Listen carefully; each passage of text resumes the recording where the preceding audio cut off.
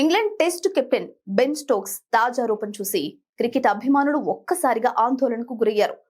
Toyota కంపెనీతో కలిసి England cricket board విడుదల చేసిన ఒక వీడియోలో స్టోక్స్ ముఖం పీక్కుపోయి గుర్తుపట్టలేనంతగా మారిపోవడం వైరల్ గా మారింది. అయితే ఆయనకు ఏదైనా అనారోగ్యం కలిగిందేమోనని భయపడుతున్న ఫ్యాన్స్ కు అసలు విషయం తెలిసి ఊపిరి పీల్చుకున్నారు.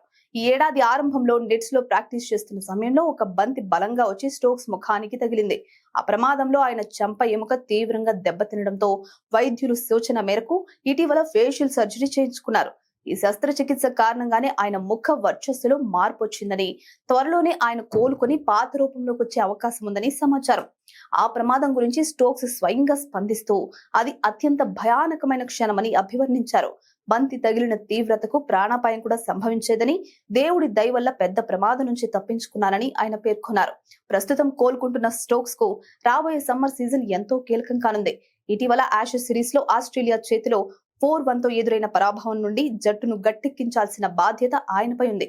జూన్ లో న్యూజిలాండ్ తో జరగనున్న 3 టెస్టుల సిరీస్ తో పాటు ఆ తర్వాత పాకిస్తాన్ తో జరగబోయే పోరుకు స్టోక్స్ సిద్ధమవుతున్నారు. బోర్డు కూడా కెప్టెన్ స్టోక్స్ మరియు కోచ్ మెక్కల్లం ద్వయంపై పూర్తి నమ్మకంతో ఉంది.